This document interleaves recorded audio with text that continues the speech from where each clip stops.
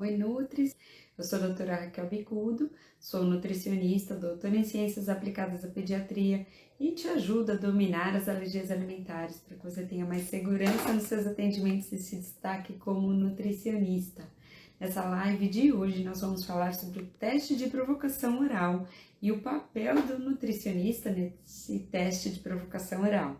Sejam bem-vindos a essa live. Se vocês sabe de outras pessoas que também precisam saber sobre teste de provocação oral, pode chamar para participar também dessa live aula aqui.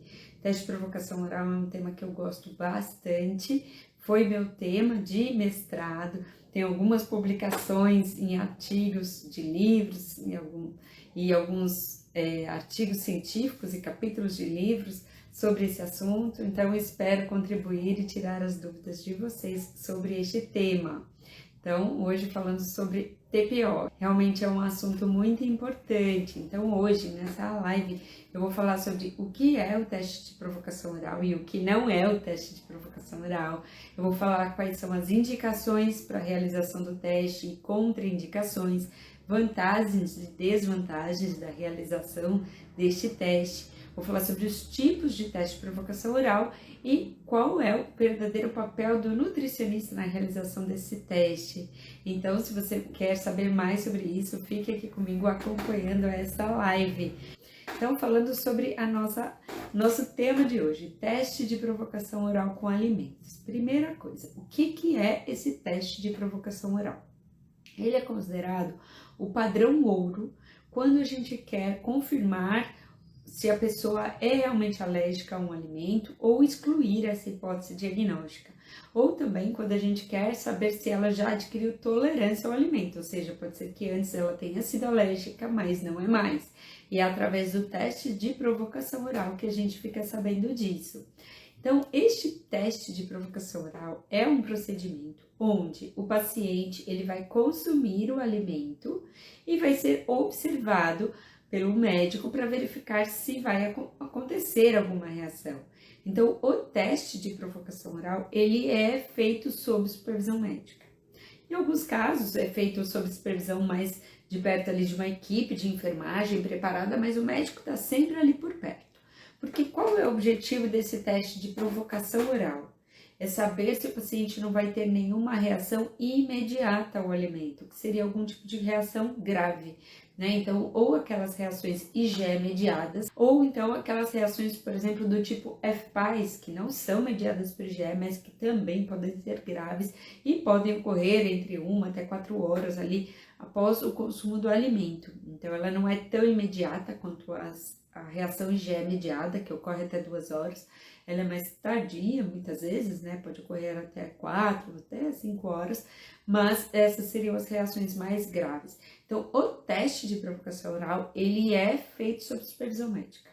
A criança, o paciente, o adulto, quem for, ele vai consumir o alimento e vai ficar ali sob observação durante este período de 2 a 4 horas para verificar se nada grave vai acontecer naquele momento.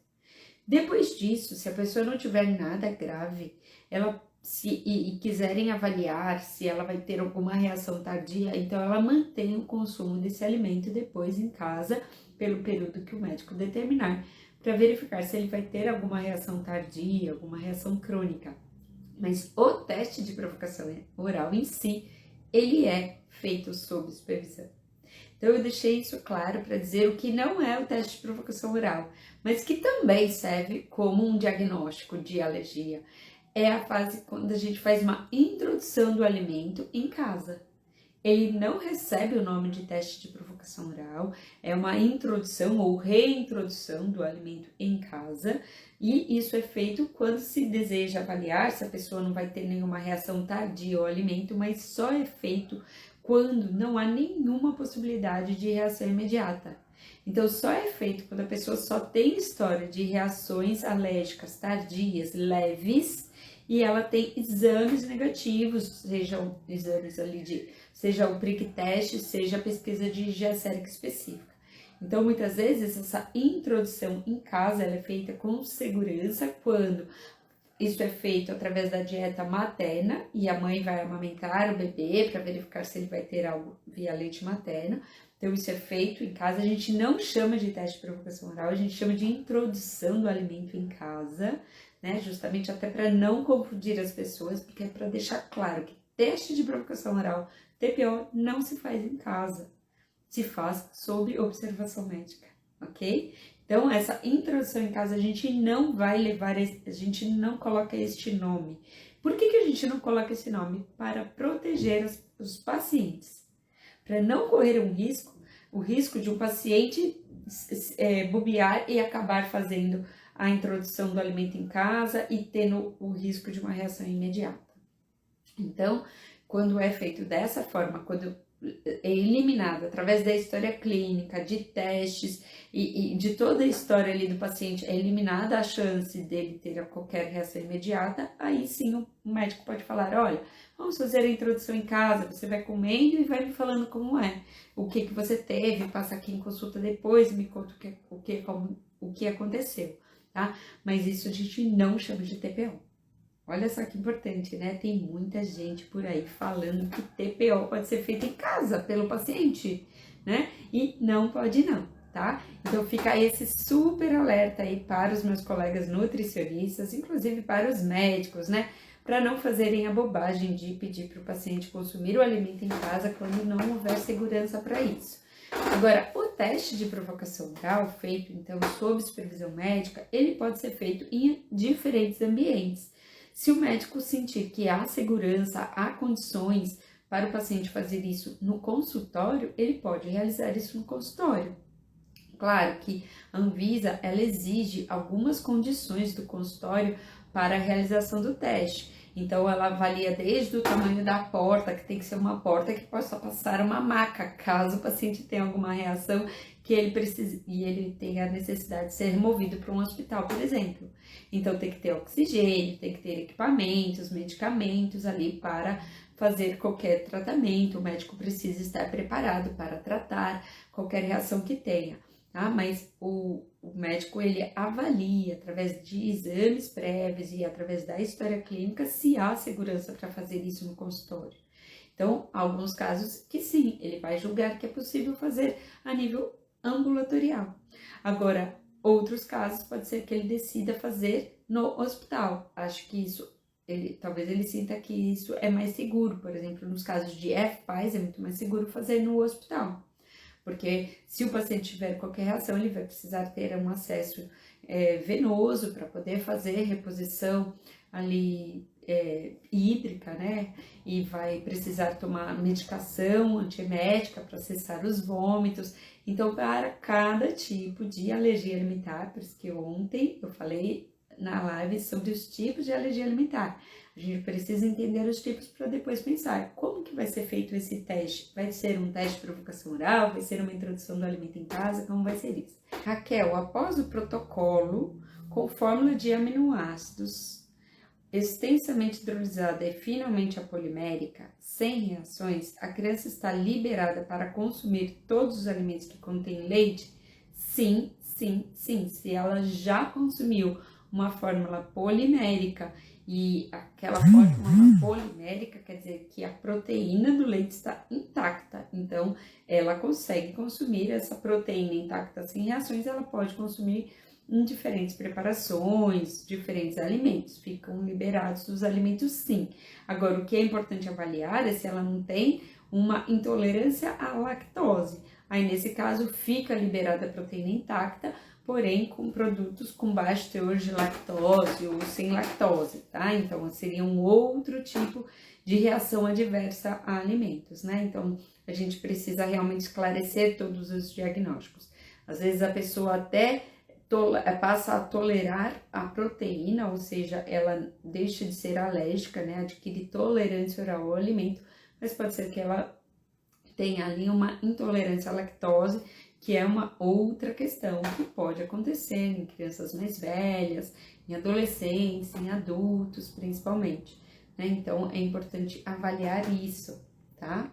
mas ficaria liberado sim. Inclusive, quando a gente tem, pelo menos lá na Unifesp, a gente faz assim, e na minha prática clínica eu também faço assim. Quando a gente libera para o consumo, eu acabo liberando os produtos primeiro com baixo teor de lactose e eu peço para ir introduzindo os produtos com lactose gradativamente, para que haja ali uma adaptação da microbiota intestinal dessa pessoa que ficou muito tempo, às vezes, sem leite, então ela precisa de uma adaptação da microbiota intestinal. Então é importante que essa lactose seja introduzida aos poucos, evitando que ela tenha qualquer desconforto.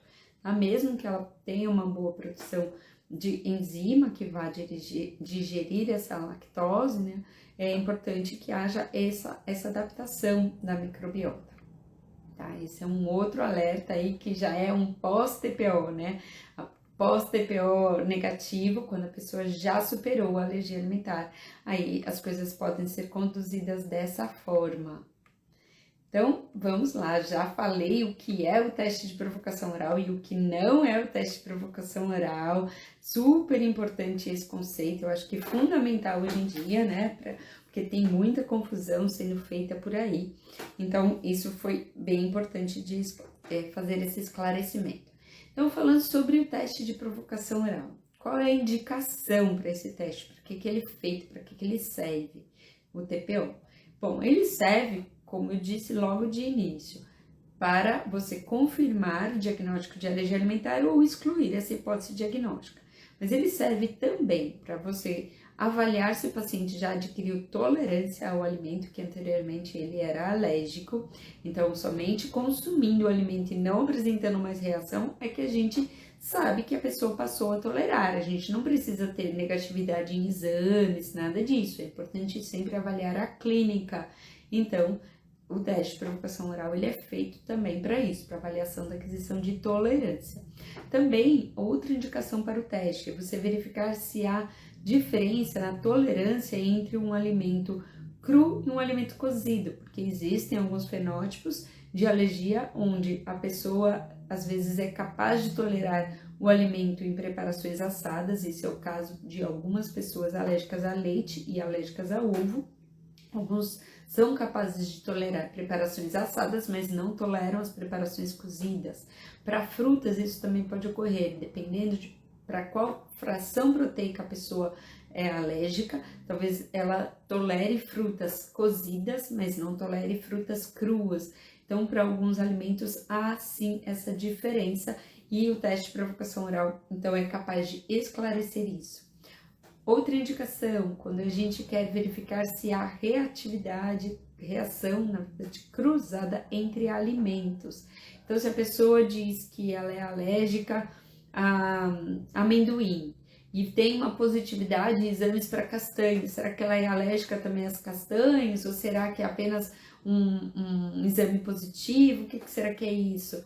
Então, é possível fazer ali um teste de provocação oral esclarecendo que de fato a pessoa precisa excluir ou não, né? Isso pode ser feito para diferentes frutas, às vezes a pessoa pensa que, se ela reagiu à banana, será que ela vai reagir também ao abacate, outras frutas? Então o teste de provocação oral vai esclarecer isso, tá?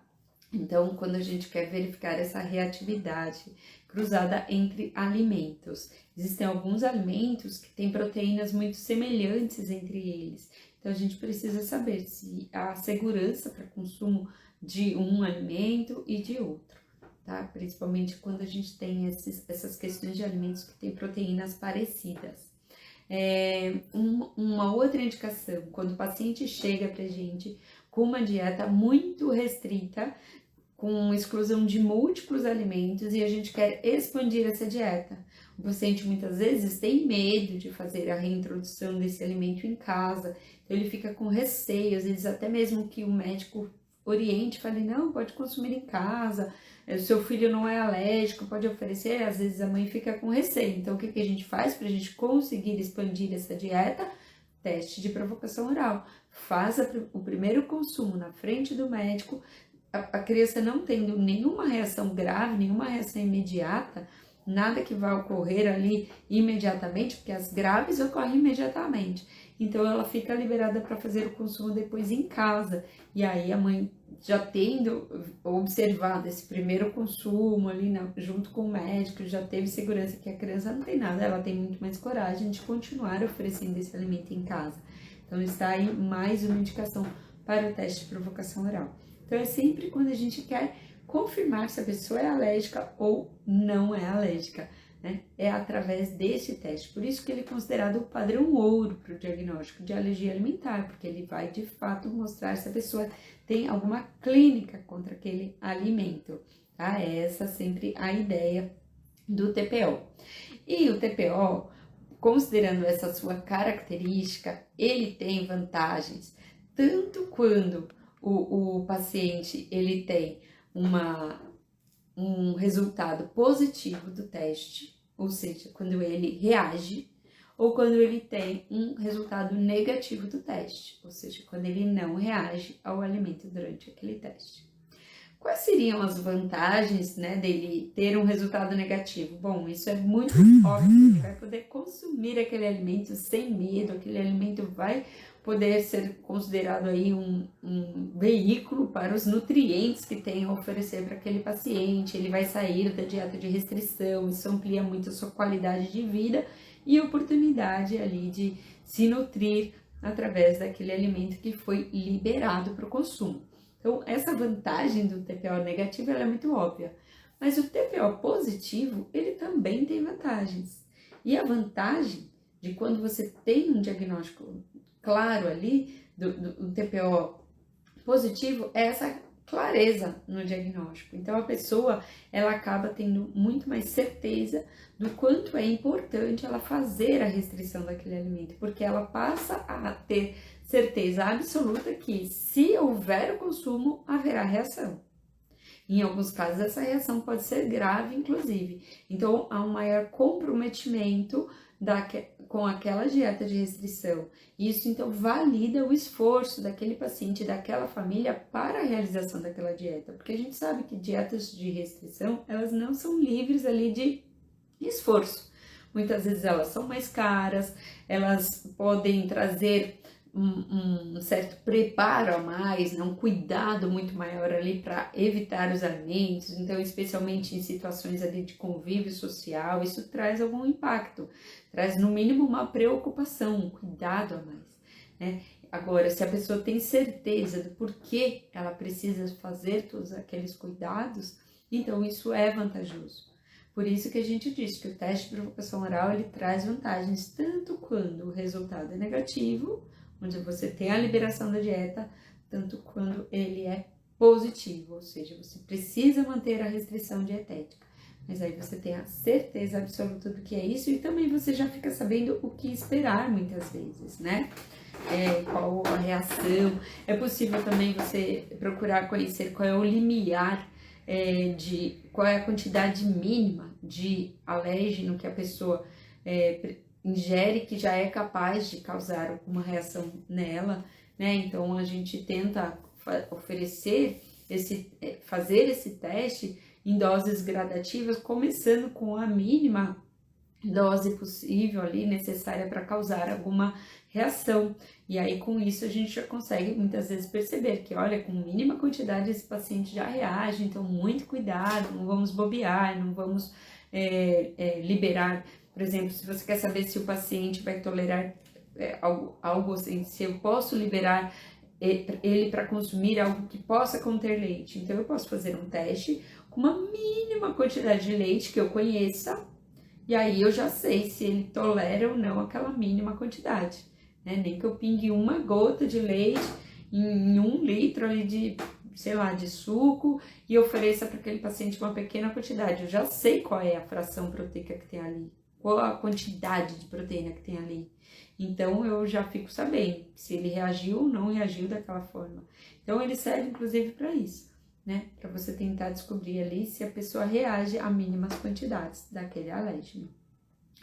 Deixa eu ver uma pergunta aqui. Paciente com reação IgE mediada a um alimento com resultado no exame de sangue considerado leve. No momento do TPO, pode apresentar uma reação mais severa por reexposição? Sim, aquilo lá escrito, muito obrigada pela pergunta, viu? Porque aquilo ali que está escrito que a reação é leve, a alergia é leve, moderada ou grave, é bobagem. A gente não pode interpretar o exame dessa forma. Porque tem pacientes com níveis séricos de IgE bem baixinhos e que reagem com uma anafilaxia bem grave. E tem pacientes que têm dosagem ali, níveis de IgE sérica específica altos pra caramba, às vezes muito influenciados pela IgE total, que já é alta, e às vezes esse paciente sequer reage. Então, aquilo que vem escrito ali no laudo do exame de IgE, que vem escrito leve, moderado ou grave, aquilo não pode ser interpretado dessa forma de maneira nenhuma, tá? Então, o que importa é a clínica. E aí, muitas vezes, dependendo do alimento, os níveis altos de IgE não causam tanto medo no médico que vai realizar aquele teste, né? Quanto para alguns alimentos que pode vir baixinho. Por exemplo, amendoim, às vezes vem baixinho, mas a reação pode vir grave. Porque é uma característica do alimento que ela é mais relacionada com reações mais graves. Então, é muito importante ter isso em mente. Adorei a sua pergunta, viu, Mário? Muito obrigada, contribuiu, ilustrou aqui bastante nessa live. Quando a criança tem 1 ano e meio e a desconfiança de que ela é intolerante à lactose e retira-se a lactose, a possibilidade da criança parar de produzir lactase e de não conseguir mais aceitar o leite, bom, e derivados de leite com lactose. Ó, eu vou fazer uma pausa aqui, né, na live sobre TPO para explicar essa dúvida sobre a questão da lactose. Então, o que se sabe é que a atividade da enzima lactase, ela não é influenciada pela dieta. Ela é influenciada por fatores genéticos e pela integridade da mucosa intestinal. Então, se a pessoa está com uma integridade boa, o que vai definir ali são os fatores genéticos, tá? Então, ela não para de produzir lactase porque ela deixa de consumir. A atividade da enzima lactase não é influenciada pela dieta. Bem interessante isso, né? Agora, uma coisa que é influenciada pela dieta é a colonização intestinal, então a microbiota intestinal.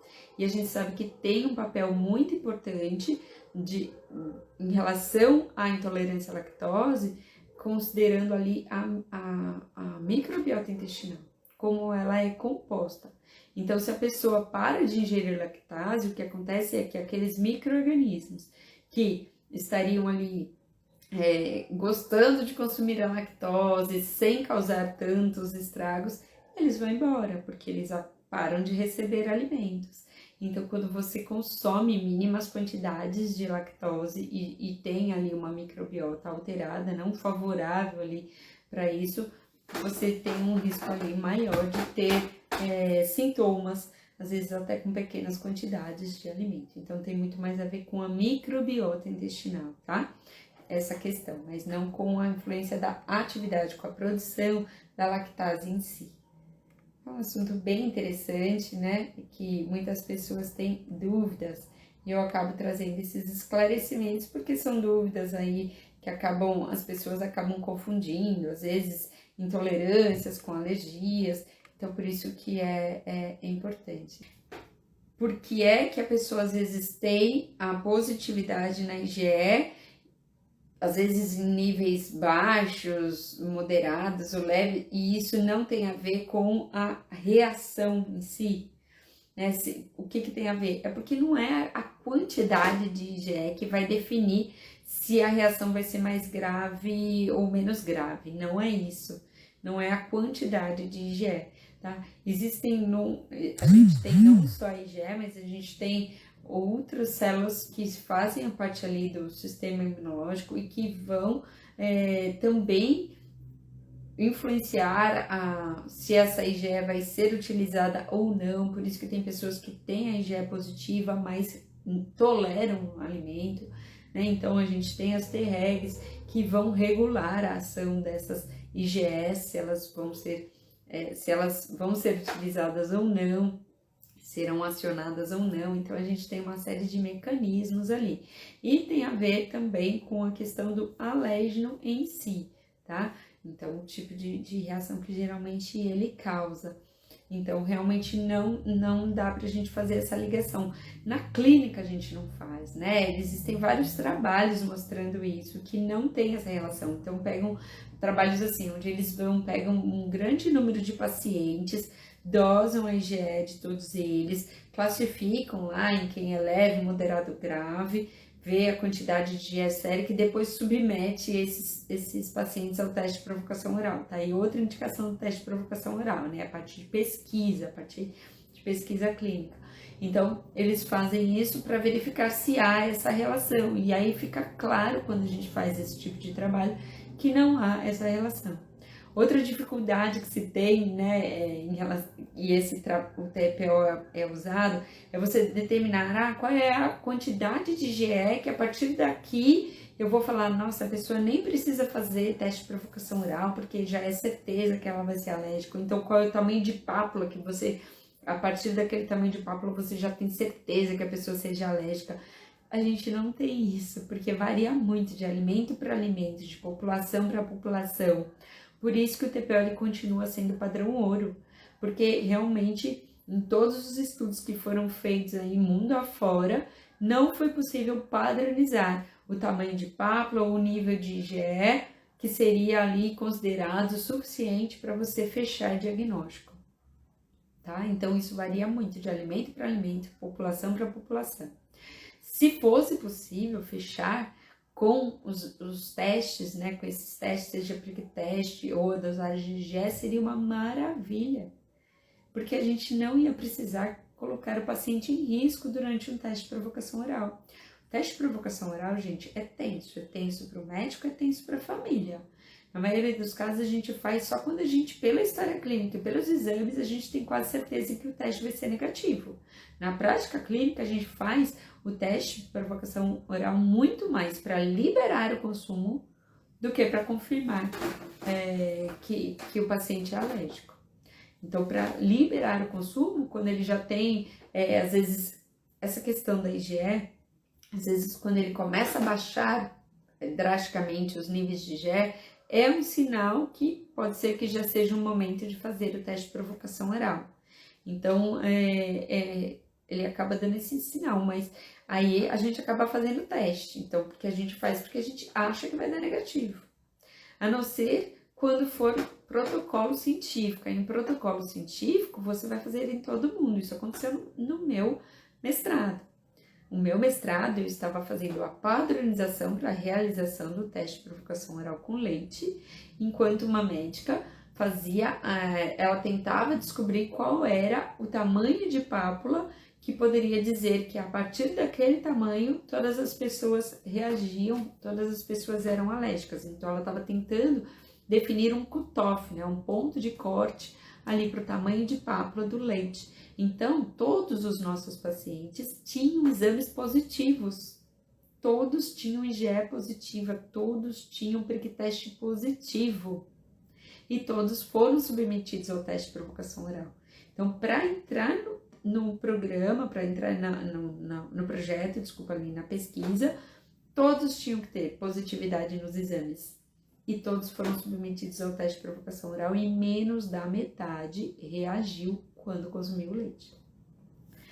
E também teve essa questão de, às vezes, pessoas com IgE baixinha tiveram uma reação mais grave, IgE alta não reagiram ou reagiram com uma reação mais leve.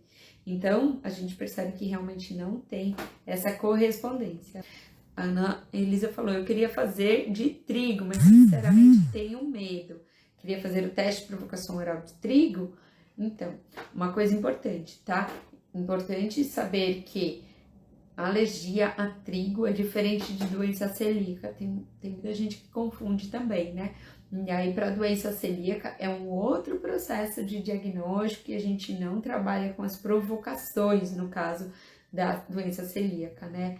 Mas no caso da alergia a trigo, sim, tem que fazer o teste. E tem até uma coisa muito interessante da alergia a trigo, que tem pessoas que falam que só tem alergia a trigo quando elas fazem atividade física. E aí, no teste de provocação oral, ela precisa consumir o alimento contendo trigo, geralmente um pão, um biscoito, um macarrão, e fazer atividade física. Então, no laboratório ou no consultório tem ali um ergométrico, uma esteira para que ela faça atividade física, ou se não tiver, que seja uma corda, polichinelo que ela fizer ali. É importante que ela faça atividade física e consuma para verificar se ela é do tipo que tem aquela anafilaxia dependente do exercício e do consumo do trigo, né? Então, existem pessoas que têm esse tipo de reação, tá?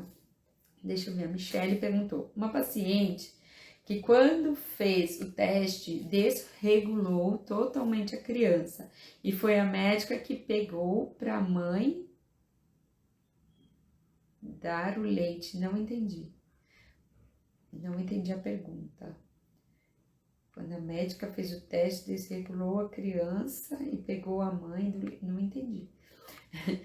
Para bebês menores de 6 meses, existem outros exames que são feitos sem ser o de IgE? Não existe. E mais uma vez, o que importa não é o exame. Então, para bebês menores de 6 meses, a gente só, ou para qualquer idade, a gente só vai solicitar a dosagem de IgE quando tiver uma história de reação imediata ao alimento. Nesses casos, desses bebês menores de 6 meses, vai ser provavelmente quando ela consumir uma fórmula infantil e apresentar uma reação imediata a essa fórmula. E aí, muitas vezes, a clínica pode ser tão clara, tão objetiva, que talvez nem seja necessário fazer o exame, mas sim, pode ser feita a dosagem de IgE, e aí, se você tem uma clínica bem clara, uma história bem clara e um exame positivo, pronto, fecha o diagnóstico. Aí só vai fazer um novo teste de provocação oral quando se quiser verificar se essa criança já adquiriu tolerância a esse alimento, tá? Mas sim, pode fazer a dosagem de IgE em menores de 6 meses, não tem problema. Deixa eu ver um outro caso aqui, da Nath falando. Ontem recebi mais uma vez uma família que fez o exame de 221 alimentos. Ai, Nath. E o alergista solicitou e fez a restrição dos alimentos. Então, gente, pois é, Nath. Ai, obrigada. Sei que você está falando de TPO, mas queria desabafar. Então, é necessário esse desabafo, né? E vem ilustrando a importância do TPO. Porque não é com base em exame que a gente determina que a pessoa é alérgica, não é com base no resultado de exames que se orienta a dieta de restrição. E esse tipo de teste aí, com 221 alimentos, que é um teste para verificar se ela produz IgG contra aquele alimento, ele não serve para o diagnóstico de alergia alimentar. Então, o que é importante é saber qual é a clínica. Então, o IgG, ele não vai fazer mediação para alergia alimentar. A positividade em exames de IgG não serve para o diagnóstico de alergia. Por isso que a gente nem deve solicitar o exame de IgG, não deve orientar a dieta de restrição com base nesse teste de IgG, tá? Nem solicitar, muito menos considerar esse resultado para orientação de dieta de restrição. Então, isso a gente não deve fazer de jeito nenhum.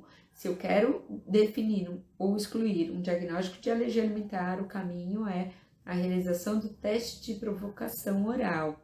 Na verdade, antes do teste de provocação oral, ouvir muito bem a história clínica, porque às vezes só pela história clínica você já consegue perceber que na verdade pode ser uma doença inflamatória intestinal, uma doença de Crohn, uma doença celíaca, outras questões que não tem nada a ver com alergia alimentar. Por isso que a história clínica é tão importante. Você entendendo a história clínica e conhecendo as diferentes reações adversas a alimentos, você já vai conseguir pensar qual é o caminho do diagnóstico. E esse teste de 221 alimentos, esse teste de IgG não é o caminho para o diagnóstico, nem de alergia alimentar, nem de doença celíaca, nem de doença inflamatória intestinal, de nenhuma dessas doenças, tá? E nem mesmo de intolerâncias alimentares. Eu ainda preciso fazer uma live específica para falar sobre intolerâncias, e aí a gente vai entender um pouco melhor. Mas sobre intolerância também é a prova terapêutica, porque tolerância, ela pode ser dose dependente. Então, o tratamento ali, a orientação dietética é bem diferente da alergia. Na alergia, a gente vai orientar sempre uma restrição absoluta daquele alimento. Já nos casos de tolerância, na verdade, né, de intolerância, a gente vai tentar, junto com o paciente, definir qual é o limiar que ele tolera. Por isso, é importante o que? A observação da clínica, não é o exame que vai definir qual é o limiar de tolerância daquele paciente. Os limiares de tolerância, eles são muito individuais e totalmente dependentes da composição e da microbiota daquela pessoa. Então, não tem exame que vai definir qual é a tolerância dela. É apenas através do consumo e observação. E aí, nos casos, por exemplo, vou dar um exemplo da intolerância à lactose. No caso da intolerância à lactose, esses sintomas, eles vão ocorrer, ser mais acentuados, ocorrer ou não, dependendo da dose que é consumida, dependendo do que você consome junto com aquilo. Então, quais alimentos estarão ali contribuindo para atrasar ou acelerar o processo de digestão daquilo que foi consumido. Então, vai depender da microbiota, vai depender da sensibilidade que a pessoa tem, porque tem pessoas que são mais sensíveis, tem mais dor, tem outras que não, tem menos dor. Então, a intolerância à lactose é um conjunto de sintomas que são decorrentes ali da má digestão da lactose, que é a fermentação, então, dela, que acaba tendo produção de gases e trazendo aquele desconforto. Então, é bem importante entender todas essas diferenças. Deixa eu ler mais uma pergunta aqui, agora da Ana Lúcia. Antes do TPO, a dieta é de 100% exclusão, certo? Certo. A pessoa, então, adquire tolerância por maturidade imunológica? Tá, tô tentando entender a pergunta. Então, você quer saber por que é que a pessoa adquire tolerância ao longo do tempo? Porque ela tá sem o alimento, sem o alimento, aí ela faz um teste e vê que ela não é mais alérgica, né? Olha, eu não sei se o termo seria esse, por maturidade imunológica, mas o organismo, ele é capaz de desenvolver, talvez possamos falar assim, eu não sei se é tão usual esse termo, realmente eu não tenho lido ele em artigos. Se eu ler mais esse termo, eu posso confirmar que seria esse utilizado. Mas enfim, a ideia é que o corpo, para alguns alimentos, ele é capaz de desenvolver a tolerância oral ao longo do tempo. Então, podemos chamar assim de maturidade imunológica, não sei. Mas é essa ideia. A pessoa que antes ela era alérgica, ela pode adquirir tolerância. E isso serve para alguns alimentos. Tem alimentos, por exemplo, peixes, frutos do mar, a gente não espera que ela vá adquirir tolerância ao alimento. Mas para algumas frutas, dependendo do caso, dependendo do tipo de alergia, para leite, ovo, trigo e soja, a gente observa bastante isso. E em algumas pessoas também, algumas crianças com alergia a amendoim e castanhas também podem adquirir tolerância, tá? Deixa eu ver. Queixa clínica do caso que foi comentado sobre o exame de 221 alimentos, urticária. Nossa, já tem vários alergistas comentando sobre a questão da urticária, dela não estar relacionada com alergia alimentar. A família pagou mais de R$2.000 no teste. Puxa vida, né? Realmente, olha aí a importância, gente, dos nutricionistas ocuparem esse espaço e ajudarem a proteger essas famílias que não precisam ser submetidas à dieta de restrição desnecessariamente. É muito triste isso. Deixa eu ver mais um comentário. Nós teremos muitos casos de seletividade, assim, muitos casos de seletividade, isso mesmo, bem comentado. Essas restrições exageradas, principalmente ali quando a criança é pequena, né, na primeira infância, quando ela está iniciando a introdução alimentar ou quando ela ainda é muito pequena, depois isso leva a uma seletividade alimentar. Tem vários trabalhos já mostrando isso. Então, de fato, o caminho não é partir para essa restrição. Isso pode trazer muito mais problema para essa criança no futuro. Bem comentado aqui, Ana. eu vou continuar falando sobre TPO, porque eu já falei o que é o TPO e o que não é o TPO. Já falei a indicação e contraindicação, falei das vantagens e desvantagens. Falta eu falar sobre os tipos de teste de provocação oral. A gente divide em 3 tipos de TPO, porque eu disse que o TPO é quando o alimento é consumido na frente do médico. Isso é TPO. Do outro jeito, quando vai comer em casa, é a introdução do alimento em casa. Então vamos falar de TPO. O TPO, a primeira vez é na frente do médico, depois, se não tiver nada, pode continuar o consumo em casa para avaliação, se não tem nada tardio, tá? Então a gente não fala que assim, ele está fazendo TPO, faz um mês que ele está em TPO. Não, TPO é ali, ó, 2 horas na frente do médico comendo o alimento, né? Aliás, o tempo dele comer o alimento, depois 2 a 4 horas de observação, dependendo da história clínica, e pronto, esse é o TPO. Aí vai para casa, continua o consumo do alimento para verificar se não tem nada tardio.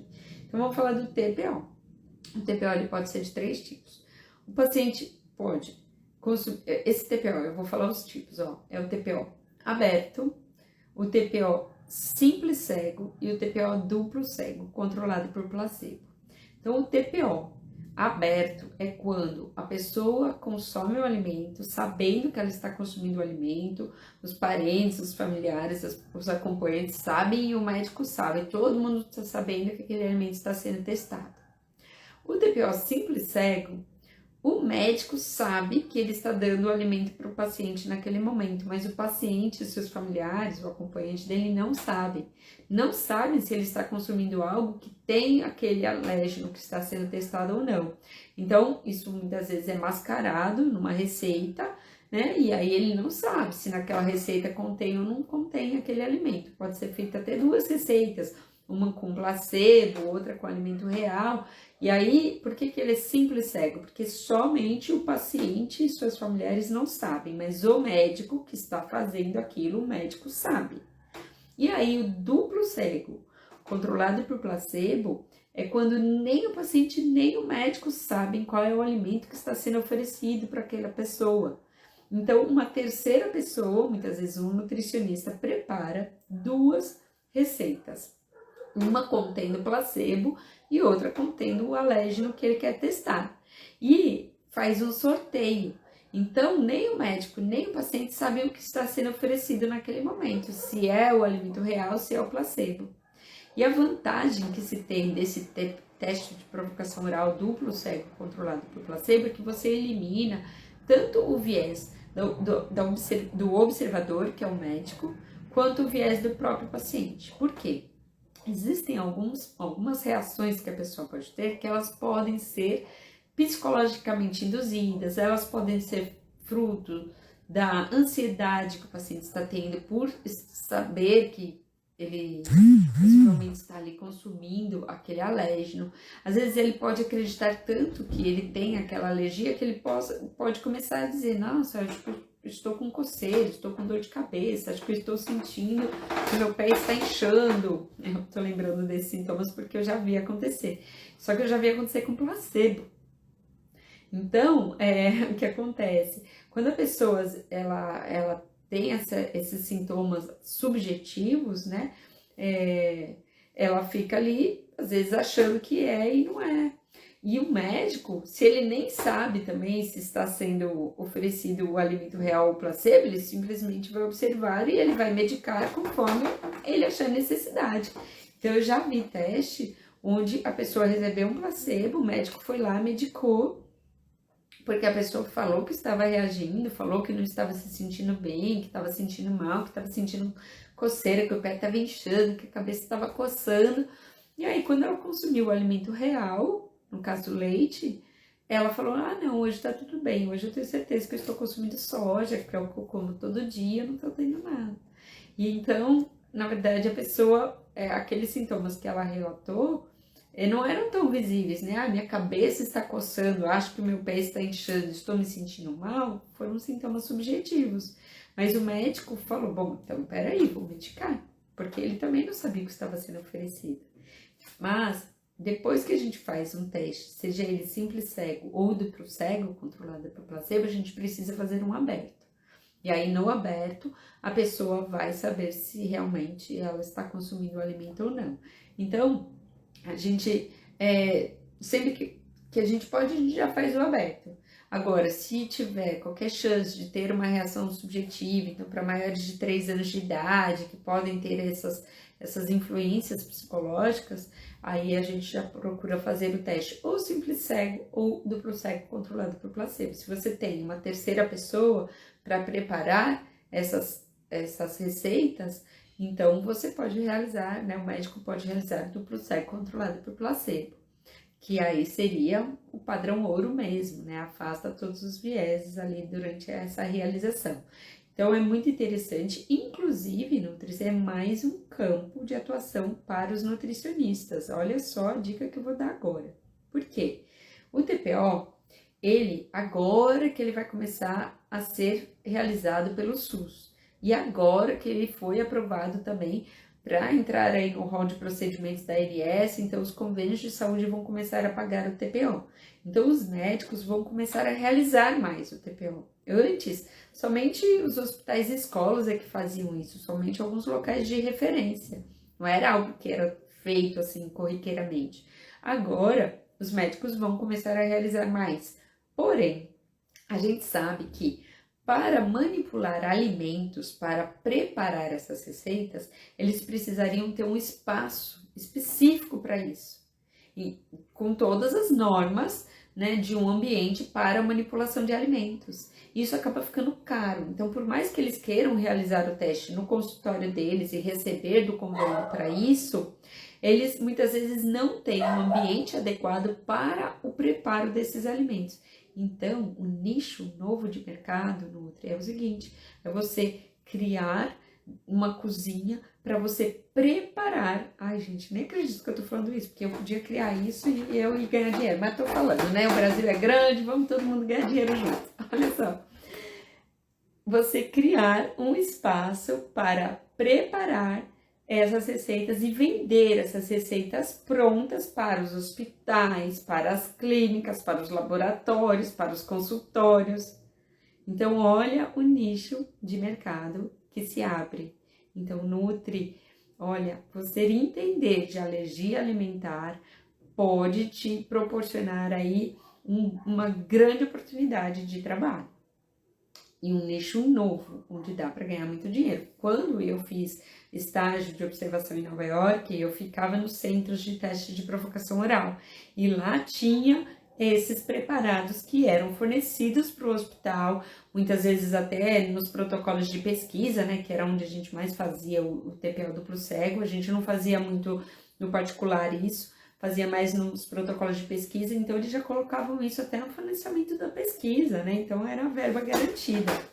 Então, olha, é uma grande fatia de mercado aí, estou abrindo aqui o meu coração e incentivando, porque eu quero mesmo meus Nutris dominando as alergias alimentares e esse espaço, e ajudando de verdade os pacientes. Porque eu quero que, no fundo, os pacientes tenham uma vida mais segura, os pacientes tenham um esclarecimento do diagnóstico, eles e as famílias deles tenham uma boa nutrição, uma boa qualidade de vida, uma boa saúde, que eles tenham local seguro nas escolas, nos hospitais, nos restaurantes, nos hotéis, onde eles forem, que as pessoas entendam sobre a alergia alimentar. Por isso que eu tenho incentivado os nutricionistas a assumirem essas oportunidade de trabalho não somente na parte clínica, mas na parte de treinamento, e agora trouxe mais uma dica aí para quem quer atuar com alergias alimentares e ajudar de verdade as famílias e também empreender, ganhar dinheiro e se realizar profissionalmente, né? Porque isso é muito importante para todos nós. Nós merecemos ganhar dinheiro, realizar os nossos sonhos, ter também um bom padrão de vida. Isso é importante, a gente estuda para isso, né? Então é tudo uma questão de troca, por isso que eu incentivo sim, tá? Então, falando agora do papel do nutricionista no teste de provocação oral, qual é o verdadeiro papel do nutricionista no TPO? O nutricionista, ele não pode orientar que um paciente realize um teste de provocação oral em casa. Isso não pode, até porque o teste de provocação oral não é em casa. Então, ele não pode ficar orientando isso. Eu vou te orientar, o TPO, vamos fazer assim, assim, assado. Isso não é para fazer, tá? Não é para fazer dessa forma. O que que é para fazer? O nutricionista, ele vai, junto com o médico, definir qual vai ser o alimento que vai ser oferecido para o paciente no dia do TPO. Qual é a quantidade de alimento que vai ser oferecida, se esse alimento vai estar cru ou cozido, se ele vai ser mascarado ou não, como que vai ser esse mascaramento, qual vai ser o veículo utilizado para esse alimento que vai ser oferecido para o paciente. Então, são esses detalhes mega importantes que o nutricionista define junto com o médico e com a família para a realização do TPO.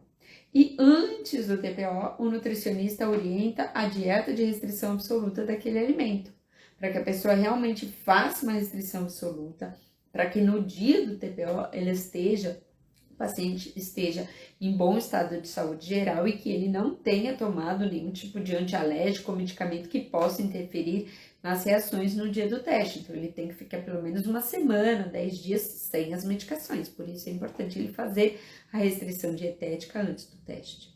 E no dia, ele precisa estar em bom estado de saúde geral. Então, o Nutri, ele orienta a dieta de restrição pré-teste e no dia do teste, ele decide junto com o médico e com a família. Tá, o que nós vamos oferecer? Vai ser cru, vai ser cozido, mascarado, não vai? No que é que nós vamos mascarar? Então, a gente pergunta, o que essa criança gosta de comer?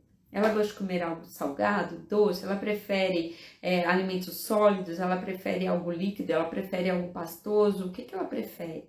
Para a gente pensar nas hipóteses aí, caso seja necessário mascarar para essa criança, às vezes até num TPO aberto, às vezes a gente precisa fazer um mascaramento, às vezes, para a criança aceitar.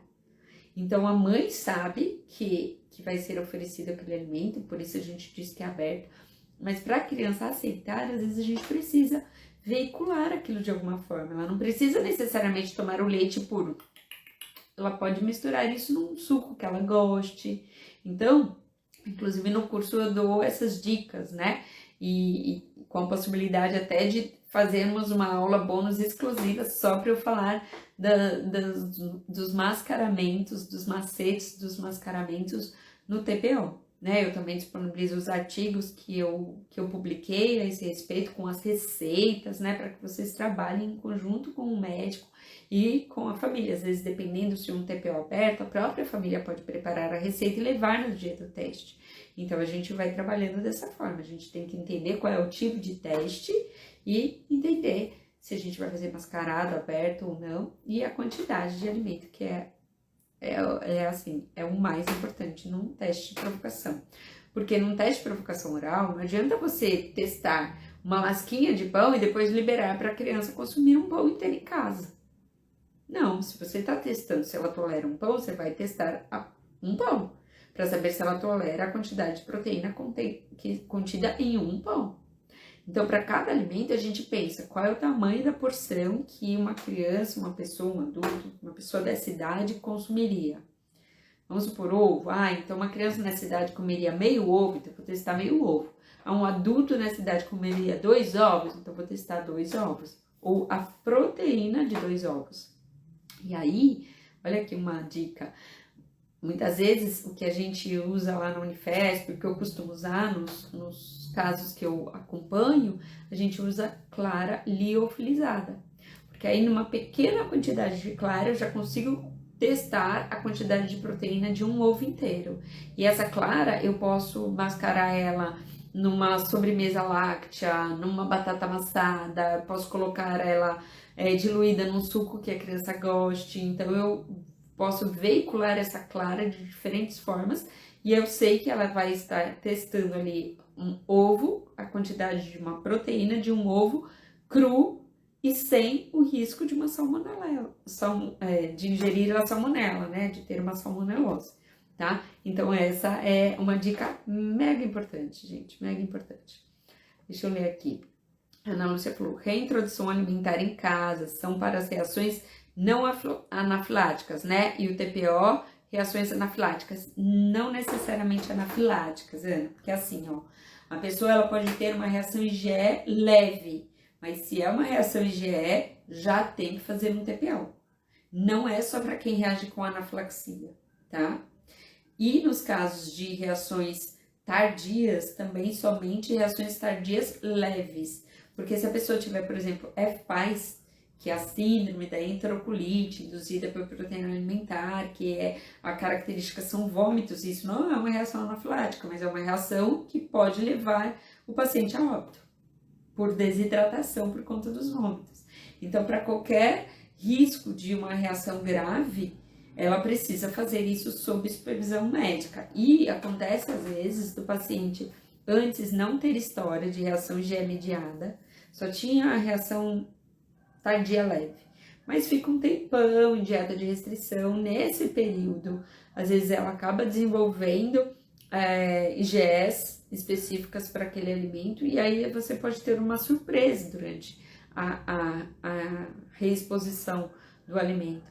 Por isso que acaba sendo mais prudente fazer um TPO, e se aí durante o TPO a criança não teve nada, você libera para consumir em casa, tá? Então é isso, basicamente.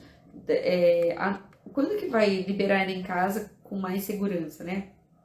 É quando é via leite materno, ou quando a pessoa já traz uma história de que estava consumindo o alimento sem saber, por uma ingestão acidental, e não teve nada. Aí você fala, bom, então tudo bem, então acredito que já posso consumir em casa, né? Isso você vai, claro, falar junto com o médico, né? Então, se a pessoa já tem esse histórico, aí já fica mais tranquila, não precisa ir na frente do médico consumir, porque na verdade ela já fez a provocação sem querer, né? Então, tudo vai depender da história clínica, mas ficou claro, não é a reação anafilática que vai definir que tem que ser um TPO, tá? Pode ser até uma reação clínica leve, mas se for uma reação imediata, tem que fazer um TPO, certo? E existem pacientes que não tinham história de reação imediata, mas que podem trazer essa surpresinha no momento da reexposição. Por isso, é mais prudente fazer um TPO, tá? Então, a reintrodução em casa é melhor a partir do TPO negativo. Isso mesmo. Ou, se for via leite materno, pode fazer em casa, porque a gente não espera via leite materno que vão ocorrer as reações do tipo IgE mediada ou FPAS, que seriam as graves, tá? Essa é a grande sacada aí do negócio. Então, a gente vê a importância. O TPO, ele é mega importante. Ele só não é feito com tanta frequência porque até agora ele não estava os convênios não cobriam a realização, né? Então não estava no rol de procedimentos da ANS, então os convênios não pagavam e aí não dava. É um procedimento caro, especialmente quando a gente pensa na mão de obra, porque o médico ele tem que ficar ali disponível para aquele paciente. Alguns centros agora, né, alguns laboratórios, pode ser que eles criem espaços de realização de TPO com vários enfermeiros treinados, cuidando dos pacientes e um médico de plantão. Isso talvez barateie. Agora, se você olhar os médicos especialistas, que hoje somente os especialistas realmente preparados é que fazem o TPO. São médicos que têm uma mão de obra que precisa ser paga, né? Se ele estudou tanto para aquilo, e aí ele fica ali disponível por algumas horas, às vezes 4, 6 horas para aquele paciente, isso é caro. O nutricionista também, às vezes a hora dele é exclusiva para a realização daquele teste, isso acaba ficando caro, né? Do ponto de vista de mão de obra, equipamentos, local para realização, né? Por isso ele não era tão feito. Mas agora, com as liberações, é bem provável que ele comece a ser realizado com maior frequência, tá? Então ele é super, super, super importante. O ideal é que fosse sempre realizado, mas antes nós não tínhamos isso por dificuldades aí, inclusive técnicas e financeiras, né? Falta inclusive de pessoal preparado para a realização. Mas agora que a gente já sabe que isso vai acontecer, a gente precisa se preparar para isso e ocupar esse espaço.